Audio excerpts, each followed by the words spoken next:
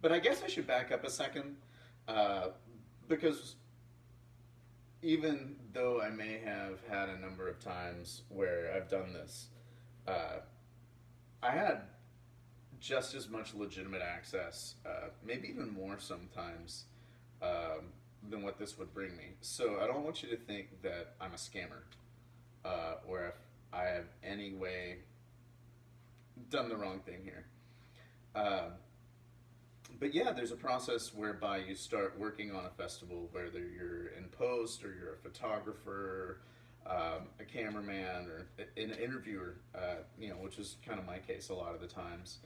Um, you might start with just a very small credential, or really sometimes nothing at all. You just kind of get it at the last second, before you go onto the red carpet.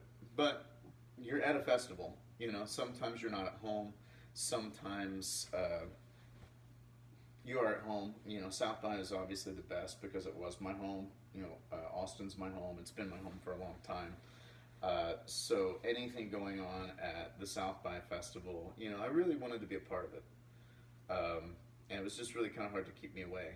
But what you would do is you'd take just a lanyard, just a everyday lanyard, and you'd just put something on it, whether it was something you found on the street or the one little credential you got, and that would be your badge, and um, it would build, you know, because like the Texas Hall of Fame awards would always start, like the Wednesday or Thursday, kind of before um, South by would get started.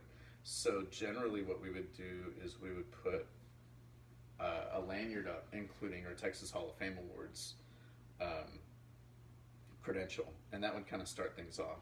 So that by the time we did the first red carpet of South by itself, we already had like a mean little thing going on. And some years we would buy badges, no lie, and that helped. Um, but that being said, for whatever reason, even though I was Real News or AFI or a number of companies, that was really just me trying to make do and get by. Uh, my South by badge always said, "Ain't it cool news?" So it's really important to see that that helped. But yeah, scamming South by is the process whereby you go in badgeless, and by the end of the week, you're accepted in as one of the fold. Simply because you've contributed, you've worked your ass off. Everybody knows you are doing a job, and they don't care what's around your neck anymore. But starting that can be a challenge. Um, as you can see, there's a ton of weird stuff here. Um, there's the legitimate ones. You can see the years, um, but some of this is like parties or underground stuff, or I mean, you can see for yourself. It's kind of ridiculous.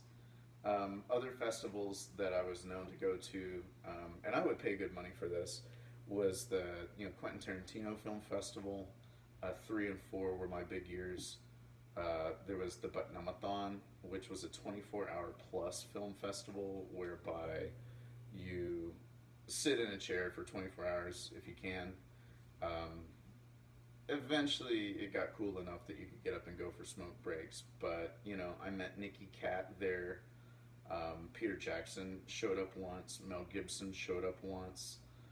Um, Ryan Johnson, love him or hate him, the guy who directed The Last Jedi. Uh, he was a regular of Butnumathon.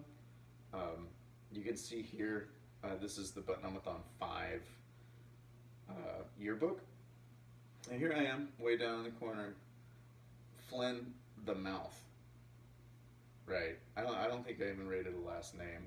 Um, Favorite film, 80s. All of them.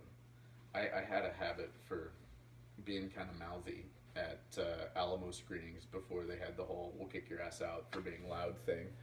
Um, and actually, I had louder friends, but my friends, like at least one of them, got kicked out during a screening of Conan the Barbarian.